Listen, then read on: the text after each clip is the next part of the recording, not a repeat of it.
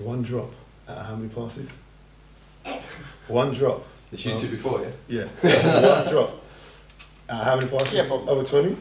I'm talking about those are my numbers, not your numbers. I'm talking, yeah, but my numbers were just as good. Oh, please. Bro, unless you dropped the, I had to keep wiping the ball up. Bro, that's you how much times you kept dropping the ball. You kept on throwing it low, bro. No, I didn't. Listen, what did LT used to say? If you can get one hand to it, Such a foolishness.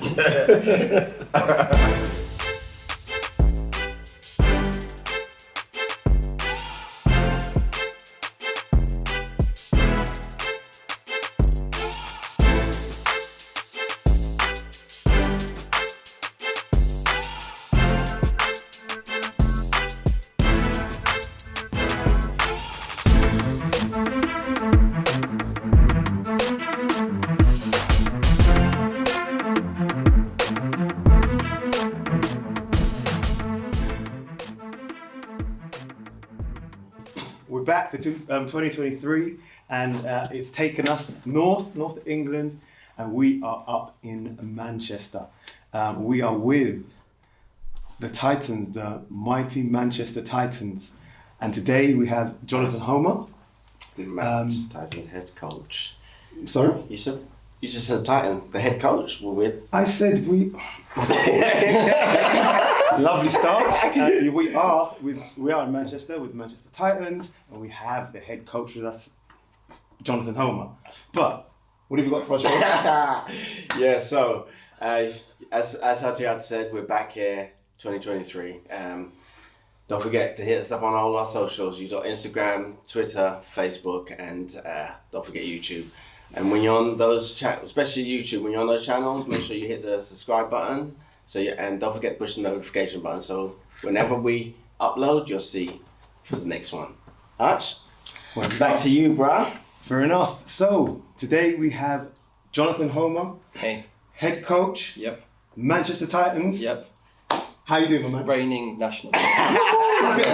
I hear you. Yeah. I hear you. No good. I hear you. Respect to that. So how's things going so far? Yeah, really good. So Sunday today was at the end of our camp weekends. We've been at it Friday, Saturday, Sunday. We've just had our morning session. Yeah. Just a little break before we get into our last pre-season game. But we're in pretty good shape. Just gearing up for the new season. Yeah.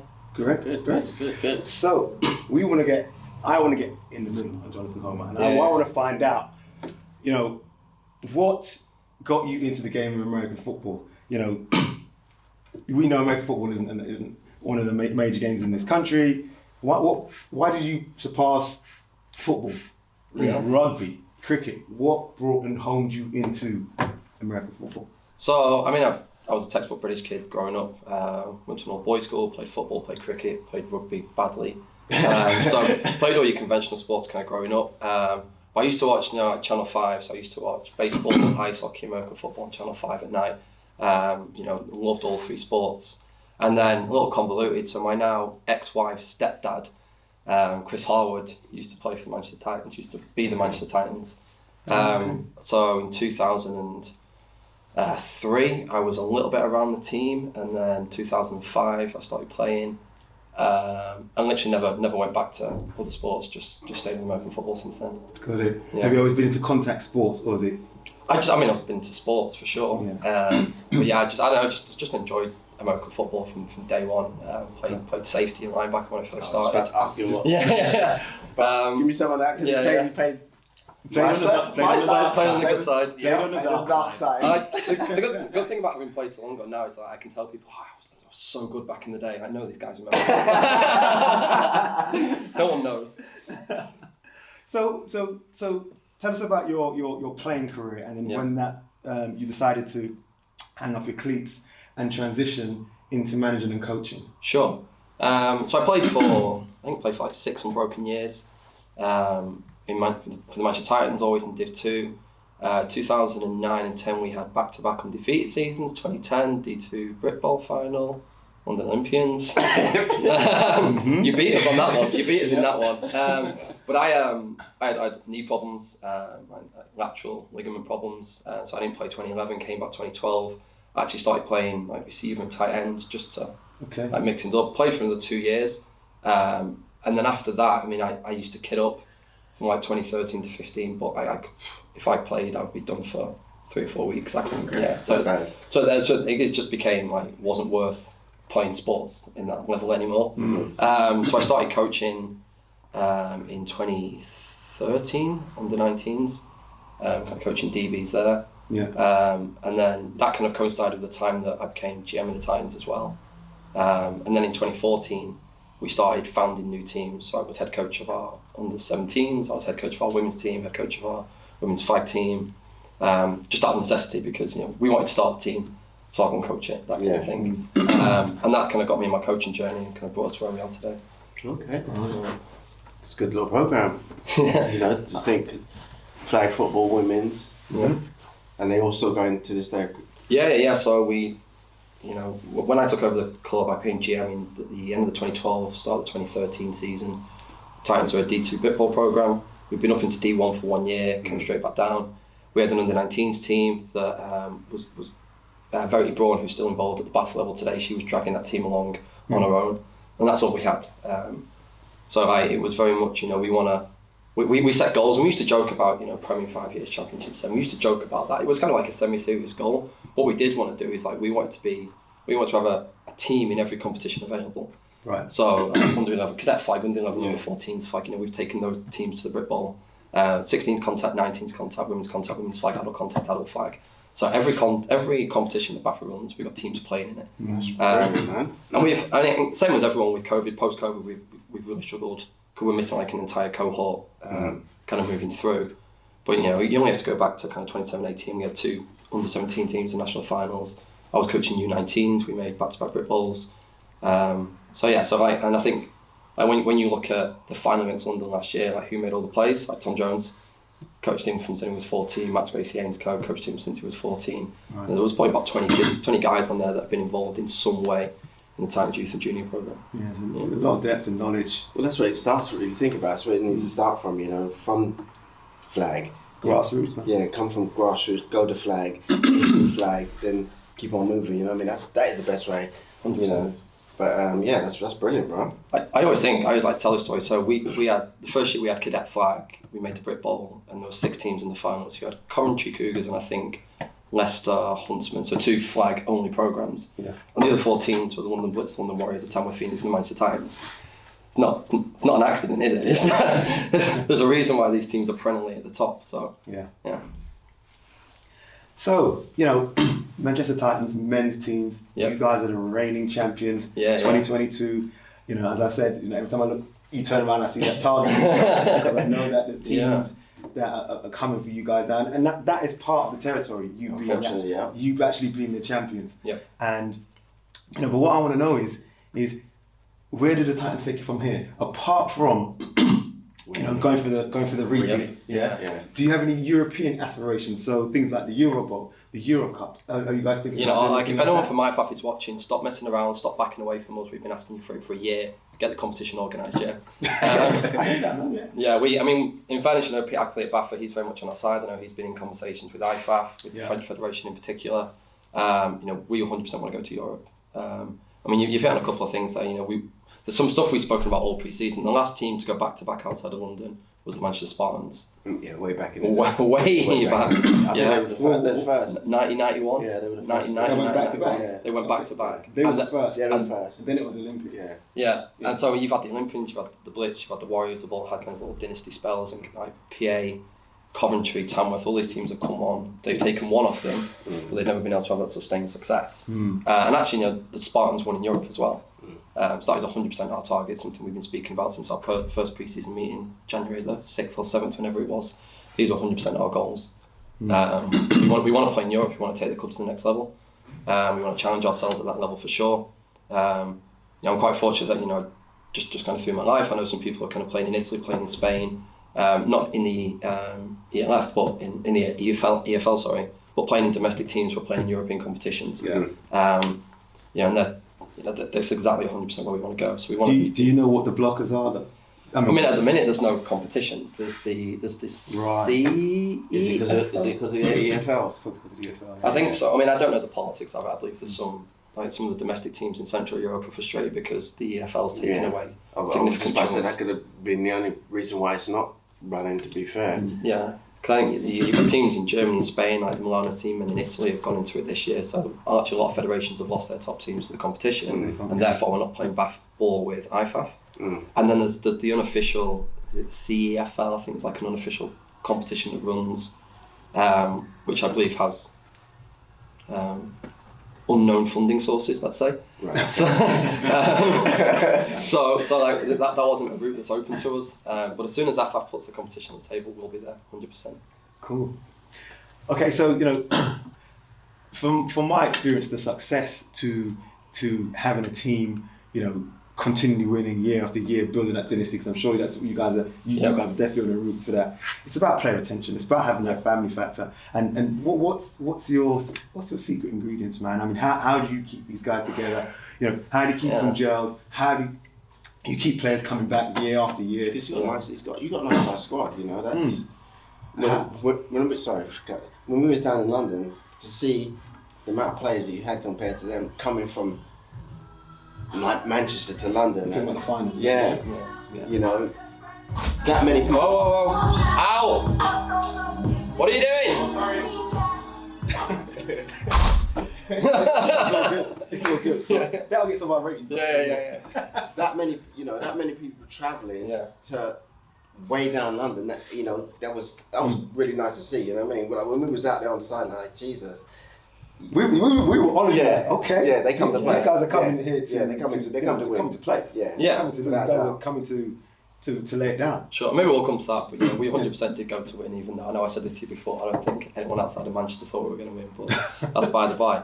It's a really interesting point, and actually one that's really pertinent to us at the minute, because we've had a real clear focus. I became head coach the year that got cancelled for COVID, so we started and then we stopped. That was 2019. Yes, we didn't. 2020. And then we came back with the COVID year when it was regionalised ball with no playoffs. We ended up played 12. We organised additional games. We won 12-0, whatever it might have been. So then last year was the first year of competition, but actually for us it was almost like our third year of building towards it. And we were pretty singularly focused with our culture. And I think at that stage as well, we were able to attract players from other teams in the Northwest and from uni programs in the Northwest, almost as like an exclusive focal point, because I think everyone knew the trajectory. I've asked you that question before. When the cameras were rolling. What universities are around here that are coming? You got uni Manchester Met. There's a team in Salford I think has associate status, kind of in the wider area. You've got UCLan, which is probably 30% of our squad. What's the name of that school? UCLan, University of Central Lancaster. Right. But then you've got Liverpool Raptors, LJMU. You've got Staffordshire, you've got Kiel. Jesus. You've kind of got Sheffield Hallam, Sheffield Warriors. You've got Leeds, Carnegie and Beckett. There's others. We've got guys at Nottingham, we've got guys at Loughborough, guys at Coventry, all spread around. All currently still playing and ruining my pre-season as well. That's a big pull. Yeah, well, I think it was because you kind of touched on what when people join us, they say you kind of get similar messages. People enjoy the strength of the program. They see that there's a foundation. But I think there's teams. If you go back over the last kind of decade, Lancashire Wolverines came in, made playoff football, and then fell away. Merseyside came in, made playoff football, and actually, ironically, when I think back when I took over, you had the Lancashire Academy of American Football. That actually was a really strong point, and unfortunately for them, kind of disintegrated a little bit. But I think people see that we've got that kind of solid foundation of players. So there is 20-25 guys who play youth and junior football who are going to be Manchester Titans. There's nothing breaking that bond, I don't think. And so when guys come in, you immediately kind of feel, that culture and that singular focus that we had towards winning the Brit Bowl. This year, though, it's something we spoke about a lot. I think we were so singularly focused on winning the Brit Bowl. Cultural-wise, it was pretty easy last year, commitment-wise, effort-wise. This year, it is slightly different because we've won it now. Yeah. Got to keep it now. Yeah. So we've spoken a little bit, especially in the last couple of weeks. What is your why? Because last year only Sam Fossey had a Brit Bowl ring on our squad because he won one with the Warriors in 2014. No one else had a Brit Bowl ring. Right. And you've got guys who've been in sport for 20 odd years. Yeah. So it's like, but now we've won it. Yeah. It's like, do we have the same intensity to win the title? Well, for sure we want to win it, but now it's for different reasons. Yeah. So we spoke about that a lot. What is your why? What is why are you still here? Kind of why are we still working? And we need to find that. And 100%. That's so obviously you practice as a unit? Do you do anything else outside that? You know, do you gym work, sprinting work? You know, what else do you do as a unit to keep the core tight, nice and tight? So again, it's tricky because we have so much uni ball involvement. Our pre-season's a little bit disparate, but we have Friday team lifting sessions. We're quite fortunate, but again, I imagine most clubs in the country are in this situation. You need to leverage it. We have PTs and gym owners and fitness guys in the groups. So we have Sam Farsi, Tika Marcucci, Kate Makin, Alex and Kelsey, just off the top of my head, sorry if I've missed anyone. These guys are working day to day in gyms, working as PTs, having fitness programs. Right. And so we say to guys, there is zero excuse for you not to be involved in this. We do the Instagram tagging. So we run a competition between the units. So each unit has their own hashtag. They add the team page, they put that hashtag, so we know which unit's got the most check-ins. So if you've got on our Instagram story, it's just loads and loads of clips of people working out. So it's little things like that kind of builds competition between the units, but then kind of drives us together. You know, I think it's good for British American football, the fact that it feels like the tide has turned, man. So the teams back in in the 90s and say maybe the noughties, those teams are based like in London, the London Olympians, the London Warriors. They dominate. The Brits, they dominated in the noughties, the 90s. And now in the 80s. And now it's shifted, and it's at the end of the day. Sometimes it's boring watching a team, win 100-0. You know what I mean? Going undefeated, etc. Now it's shifted, and it's like the teams up in North and are starting to bring it. Yeah, but they are. And I like the fact that, you let everyone's playing. Yeah. It's not just, when I don't know about how, when I was down there, was said in the final, everyone was getting some game time. That's what you want to see. They work out just as hard as anyone else. Everybody needs to get their chance. They come down there day in, day out. That's why I asked you, do you do things outside of the game to keep them together? Because that is so important for them to stay as a unit, no matter what. If they don't get on the field, they're still pushing each other. Yeah. So I take my house. When you're up like 20 points and 25 points, that's the best time to get the number twos and threes, right? Not keep the one. Literally our goal. 21 with momentum. 21 momentum. Ones are out. See, great. Yeah, that's great. A lot of teams don't do that. When we were playing back in the day, that wasn't really happening. It was literally fourth quarter, when there was not a lot of time left, they would probably get in. And I like the fact that you had everyone getting some time. The ones that you could trust to play the game how you want to play it, they were getting time, which was nice. So I like that. I like the fact what you guys are doing, without a doubt. So, BAFA National Champs 2022. Question about the league and the structure of the game. Yeah. What's your thoughts of the structure of the league today? There's been a change in the guard in BAFA. You've got Pete Ackley on board now. What changes do you see that he's brought to the table? Let's just say we know COVID was in the way of all of that. But where would you want to see the league in 3 to 5 years' time? Because there's I don't know if you've been on the BAFA website. I've got the internet. There's a lot of squabbling going on there, but John, what do you want to see in the next 3 to 5 years? I think it's been tricky for the current board, because to your point, last year was the first year of actual competition they've had to observe. They had COVID year, then we had the return to football year. So last year is the first year of competitive thing where they've actually been able to look at it and make assessments and then kind of start to make decisions. I don't think I'm in a privileged position in terms of where I am in the sport, but I do talk to BAFA board members on a fairly regular basis. And actually, having been around since 2005 and seen the many iterations, I do like what I hear. I think they recognise that there is a need and also a real desire to have an elite level competition. We can't be doing with the running cock at the top level of the sport. We're sat in our stadium here. We will generally get between 400 or 500 people pay £5 to come and watch us.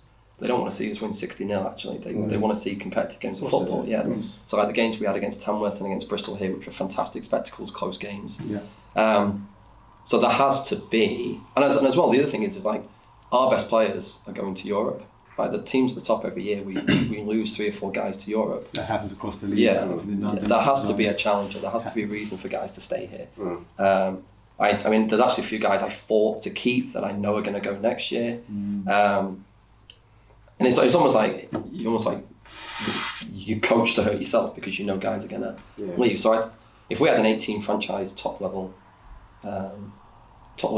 league, I'd be hugely supportive of that with minimum standards. And then I don't think it necessarily has to be a participation league underneath, but I think there are people play the sport for different reasons, right? And we have to recognise that.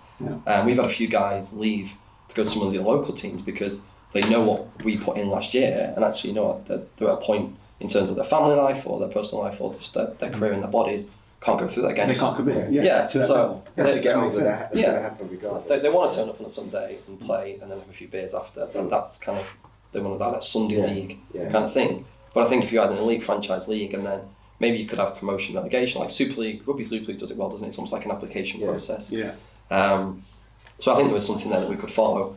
But at the same time, you know, I think from our perspective, you know, we did play a game in the Premier League last year in a park. What? By the side of a road, not a home game. Wow. Yeah, and this is meant to be the top level of support. Yeah. So, you know, you travel around the country, you know, like, so we're in a stadium, Tamworth are in a stadium. Edinburgh have got a really cool setup with kind of a banking there. I know EKP are promoted, I know they play in the stadium, Leicester are playing in the stadium, so on and so forth. I think that has to be kind of a minimum standard, and actually maybe it should be a franchised. But I like what Bath are doing, you know, that they've said in their roadmap, if you haven't got youth and junior, you're out, you've got good. Exactly. Yeah. Definitely. No, I agree with that. Yeah, without a doubt. I agree with the fact that, you know, there needs to be some form of Super League, there needs to be 6 to 8 teams in there, there needs to be some form of application process to get up into that league, and maybe, you know, the team with the worst record drops down. You know, you need a league below it. Yeah, but you need that grassroots, because that's where it all starts from anyway, and I mean, so you got to have that program within it. You need a league below it to feed it as well. But another question around BAFA though. So there's a lot of emphasis, what I'm seeing in my own life, a lot of emphasis around flag American football. There's a lot of emphasis around women's American football, and kudos to them, those two areas, those two pillars of American football, because they're doing really great right now. But do you feel that men's football is getting a little bit left behind with regards to not being as focused at this part of their strategy? Because a lot of focus isn't about women. It is about GB programs, you know, flag. So, you know, what's your feeling on that? Yeah, I mean, well, we call it adult football because we have 2 female players in our squad. Okay. I'm hugely supportive of flag football because I think that's the pathway into the sport, right? Especially where we had great success, and this is before COVID, and we're trying to get back to, is that we had a partnership with the Manchester College, 16 to 18 college, that all sports students there could choose American football as part of their assessment rotation. So now we're coaching American football in schools 5 days, in that centre 5 days a week. And then off the back of that, we're in the high schools hitting 11 to 15 year olds after school for an hour. And it's a 10-week programme or a 12-week programme, we're in an hour a week. Right. But you can turn up, you put on the flag ball and you go. You don't have to go through your L1 and this and that and pads and stuff. You can just put your stuff on and you go and you play it. Do you like it? Cool. Here's what the Titans train. And then all of a sudden now we've got 217 contact squads. So I'm hugely supportive of flag football as a pathway into the game. From my own experience with women's football, 2014 when I started the women's, I think we were a year behind the rest of the country in terms of the programme. The National League was already up and running for women. We came in 2014 with contact and flag, and again, we started with a flag team, and then we converted the women from the flag into kind of contact. Obviously not everyone moved over, but that was our pathway into the sport. So, hugely supportive of flag football. I don't know. I mean, I don't feel like the men's game or the adult game is. I don't know. Maybe I just don't see that. I'm not sure. Okay. I don't know. But That's fair enough. But again, I suppose like it's. You know, I say to people all the time, like even just internally in the club, without hearing it, I'm wondering. People say, "Oh, but we've seen this on socials from this team." I was like, "Okay, well, what did you do about it?" Yeah. So I'm like, well, if I thought that the team I'm coaching was being underrepresented, I'd just well, go and do something. Yeah. Fair enough. Pick up the baton and go. I mean, the women's sport's going to get huge amounts of spotlight, right? Especially with Phoebe's status, Phoebe's work on Sky. Yeah. It's immediately in the spotlight. And they can run us up as well. So And it's yeah. great what they did last year. But, you know, them only losing to the Americans, To the Americans in the final was huge. That's absolutely huge. Yeah, And I was so I proud of think the work them. So they've proud of them. done. You know, I don't know everyone that stuff. Obviously, I know from speaking to girls that I know. You know, Robin, who you're going to talk to, Bo, and the work that Wayne Hill put in on that side, on that defense of that team. I got a little bit of insight into that just from talking to people. You know, it was hugely well done. But that said, you know, I mean. And that was the first time they played 11s as well. Yeah. But I think, you know, the work that Jim Messenger did before that. But then if you also look at let's look at the men's program though. You know, in my opinion, we should have beaten Italy, and they're the European champions, right? So, you know, men's game isn't. We're not lagging behind. I don't think. I think Jason will take us to Jason Scott will drive that program to a really, really good place. I think we've got 18 bodies in that, coaches and players in that team there. Right. And again, the feedback we get from those guys as to what they do at practice, the way those practices run, the way that the culture they're driving, the way they do their film sessions and everything on the side of that, hugely positive. Can't wait to see where Jason takes that team. Cool. Yeah.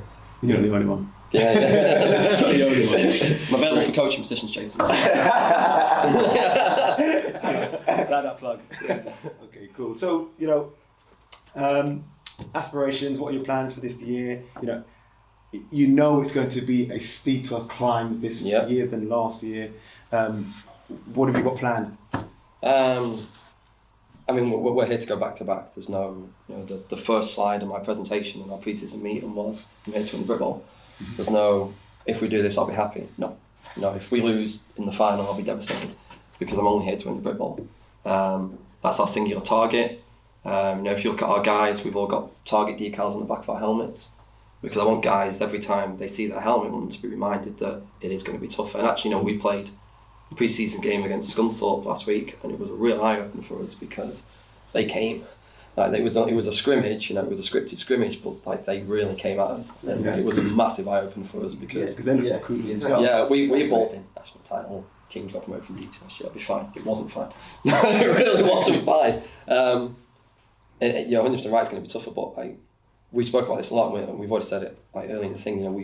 I don't want to be a one and done team. There was a list of one and done teams.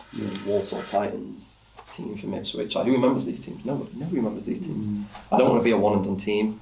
I want to have that kind of dynasty of success. When you look at that post and it goes O's, Blitz, Warriors. I wanted to say Titans. And then I want to play in Europe. I want to win in Europe. There's no grey area here. I think that's the pinnacle right there. I think it is. You have to, once that dynasty starts, you then have to go into Europe without a shadow of doubt, and then win in Europe, and that's when they're going to be established as Titans, O's, Raven, all of those teams from the top. Then I get the Hall of Fame as well. But I think as well for us, it's like we spoke about what is our why. For some of our guys now, they've won a uni ball, they've won an Adder ball now. The next step is they go and play GFL, they go and play EFL, or they go and try and get into Canada. That's kind of the pathway. Tom Jones, our running back's got a GFL contract. Right. I know that there's other guys that Owen and I were thinking about. We've got guys going to the CFL Combine. The way I retain those guys right now is by saying, look, if you stay with me, we're in the IFF Champions League, whatever it might be. So it helps us retain players. And I want to be tested. I want to. Of course. The big kudos for me at the minute is as I was head coach in DC. I kept the Warriors to under 7 points. I will wear that badge for the rest of my life. Yeah. But I want to prove it wasn't a fluke. Prove we didn't beat them just because D Williams wasn't playing. Prove we didn't see them on a bad day. I want to see them again in August, September. And beat them again. Yeah. And then I want to go and play against, I want to play against Guelphy, I want from Italy, I want to play against the French teams, I want to play against the Scandinavian teams. Great. I want to see what they're like. Yeah, great. That's great. I can feel confidence. I can feel, you've got vision and you're ready to do this, man. Yeah. Confidence. I mean, even respectful. I know it's a scrimmage today. Like even the turnout today, you can see that everyone's out there. They're ready. They want this just as much as you do, which is good, and you need that. You need your players to believe in your vision as much as anyone else's. So kudos to that, man. Take my hat off, and I wish you all the success driving forward. You know what I mean? And like you said, I know you want to meet the O's again, and you want everyone healthy. So Warriors. Sorry, Warriors. My bad, people. The Warriors again. Yeah. And everyone's healthy. Then you're like, yeah, we beat them, and ahead everyone. Yeah. You know, because I know you probably have some doubt. I don't have doubt. No, but you know. Yeah, but I know what you mean. Like it would have been a very different game if D Williams had been playing for sure. We didn't know because we'd heard he got hurt against Tamworth. Mm. So I mean, it's all guys talking to each other. Was Nick Jaquette going to play? Was D going to play? Was Jerome going to play? We didn't know. There's T and team. Yeah. No, there's T and team, and the thing is with these team sports, you have impact players, but no one player is gonna win the game for you. No. You see what I'm saying? It's team. I was thinking about when we did our scout. D Williams like huge speed option threat, huge read option threat on the outside, scrambles really really well. So actually, from our perspective, we were able to be super aggressive in the middle, knowing that he wasn't there. And if you watch the film, we get to their QB, we get to get a lot actually. Mm-hmm. Particularly in the first quarter when we were exchanging punts, like the first 3 punts, I think they started on or around halfway, and actually we were able to drive them backwards in those drives, take them out field goal range, force them to punt, because we were able to be super aggressive at the middle. We were able to send both my linebackers in the middle, we were able to bring my apex safeties off the edge.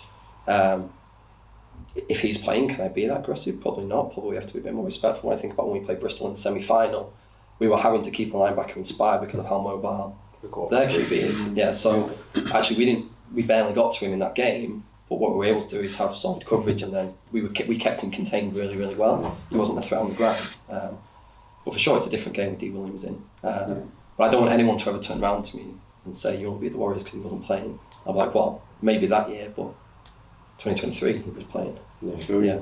So that's my why when I talk about what's my team's why. Yeah. That's one of my whys. I want to play in Europe. I want to build a dynasty. I want to no doubts win in the final. Yeah. Great.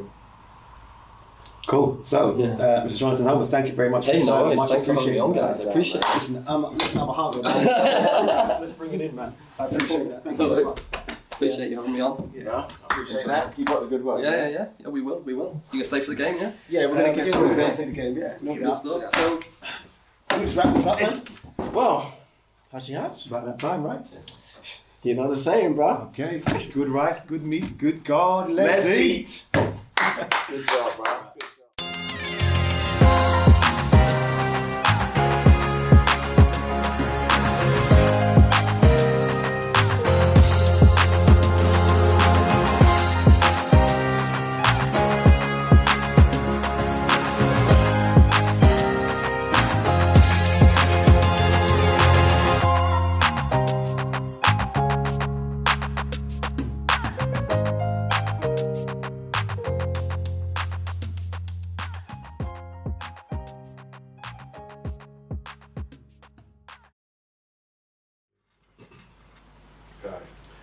You can even run the right, you have to walk it.